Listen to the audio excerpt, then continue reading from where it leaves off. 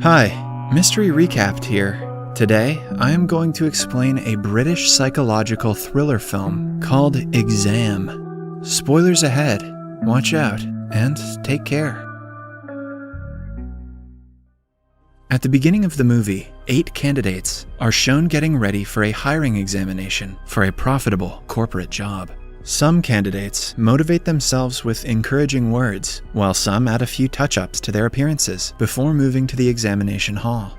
The place is dimly lit, with desks for every candidate kept uniformly throughout the room.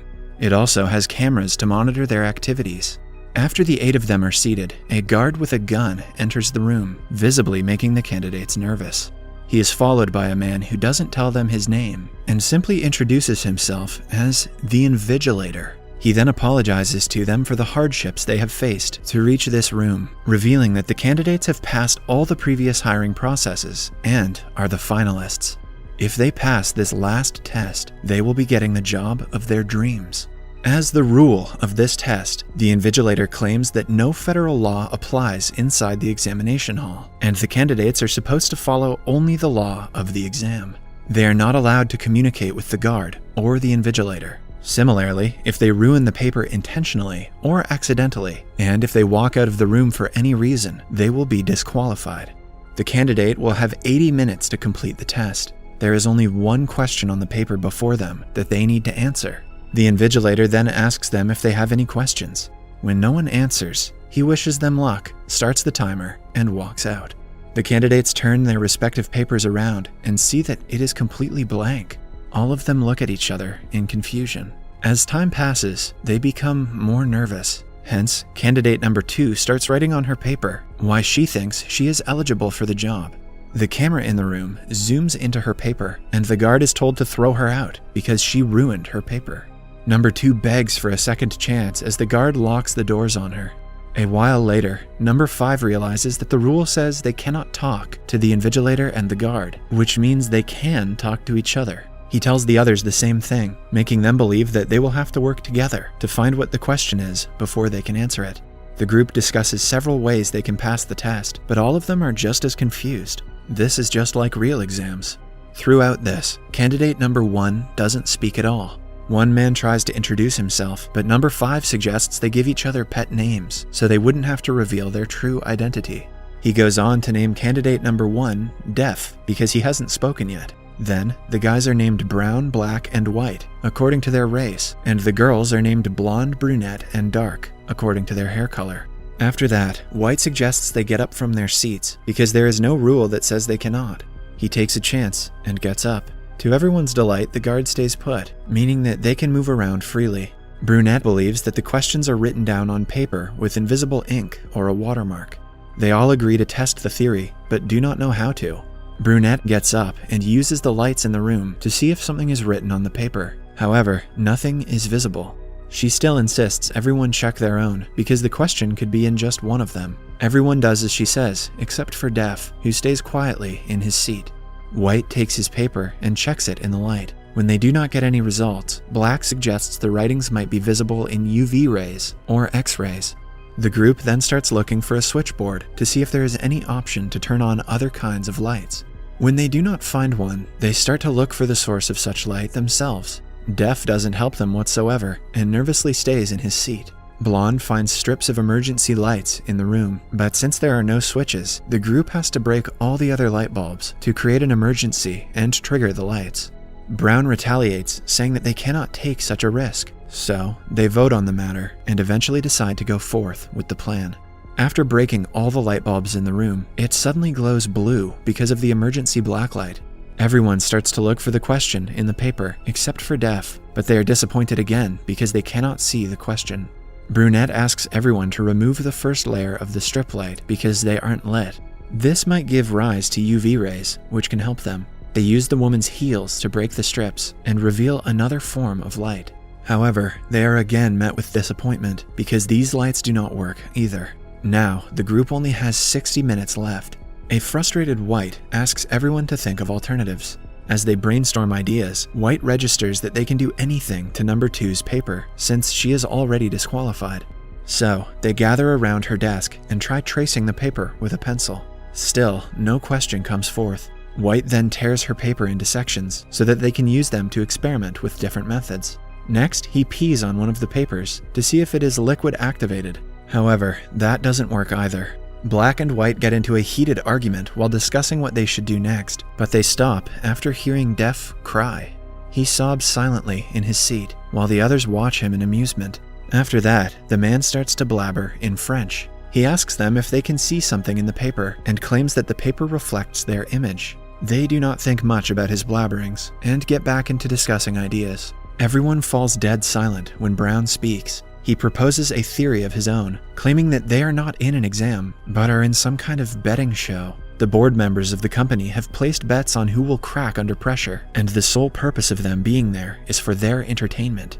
Brown has been watching Squid Game. Brunette thinks that the board members probably have better things to do with their time, but according to Brown, money is the least of their concerns. With the amount of money they have in their life, the board members probably live for the risks. Now, everyone comes forward with their own ideas. Some claim that the Invigilator might be behind this, while others say it might be the CEO. They begin to crack under pressure and insult each other.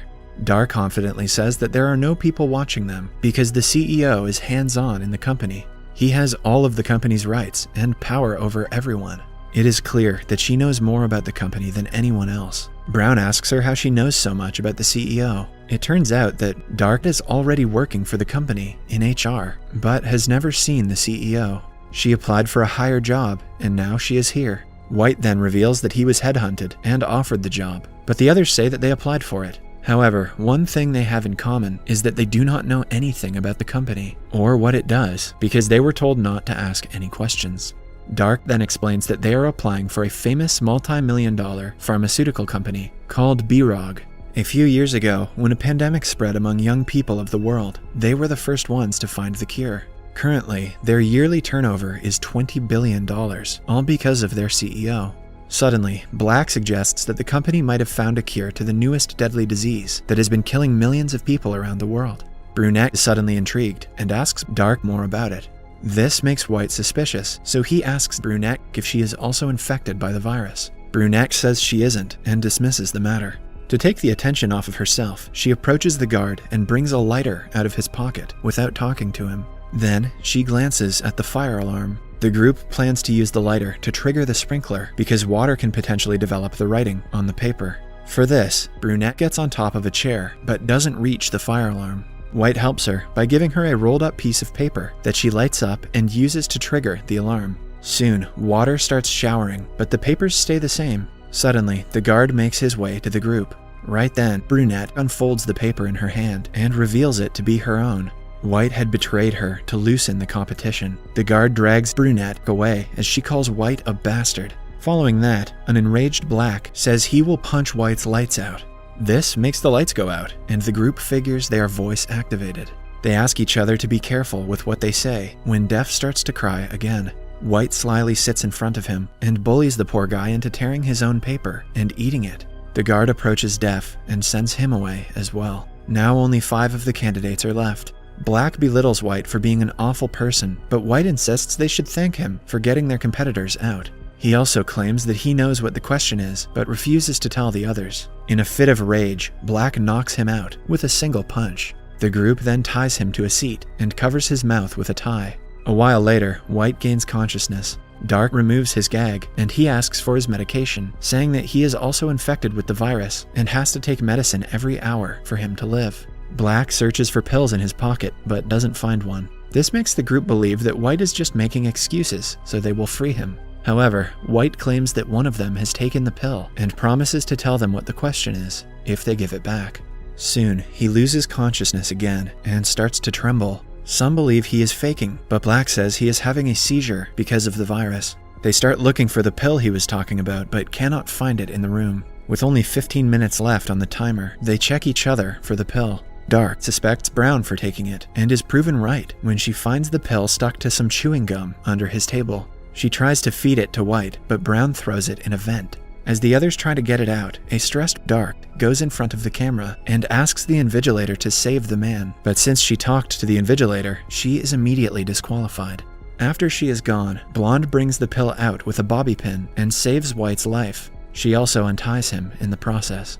After he recovers, everyone asks him for the answer he promised. White reveals that the answers are the candidates themselves. They have been searching for a question all this time, but White thinks that there is no answer, and the one who is left at the end is the answer. The rest of them believe him, but before they can act, White runs to get the gun from the guard. Black pushes him aside and acquires the gun himself. He points it at White, who confidently claims that he won't shoot anyone. Simultaneously, he attacks Black and gets the gun. However, when he is about to use it, he realizes the gun has fingerprint recognition. So, White uses the guard and points the gun at the others. He threatens everyone to get out of the room on their own so he can win the position. Brown doesn't retaliate with the fear of being shot and deliberately walks out. A scared blonde slowly walks outside, but yells "lights out" at the end. The room goes pitch dark, making White shoot in random directions. When the lights come back, Black falls limp on the floor with a bullet hole in his chest. White looks around and sees Blonde still has a foot inside the room. He is about to shoot her as well, but notices that the timer has stopped. Now, White walks to the camera and tells the invigilator that he is the winner of the competition. The guard approaches him and shows him the time. White is in shock to see they still have 20 seconds left, meaning that he is disqualified for talking to the invigilator. It is then revealed that Def had changed the time while they were busy discussing other things. At last, the only one left is Blonde. She walks into the room and picks up Def's glasses that had fallen while he was being taken out. Using those, she looks at the paper and sees question 1 written on it. To her utmost surprise, Def enters the room, revealing that he is the CEO of the company and was in the test to keep an eye on everyone.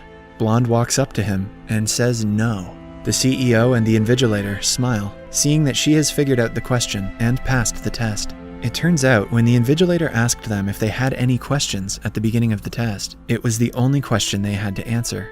The whole exam was set to test the candidate's intelligence and attentiveness. They hire Blonde as the CEO's secretary, but she doesn't accept the job because she doesn't want to work with an organization that kills people. The invigilator reveals that Black isn't really dead, and that the bullet he got hit with is a capsule that heals the wound after penetrating the body. It is actually the magical medicine they have recently manufactured, which can cure any disease in the world. At last, Blonde accepts the job, and the movie ends as she shakes hands with the CEO. Subscribe for more videos like this, turn on notifications, and leave a like to help the channel out. Thank you for watching.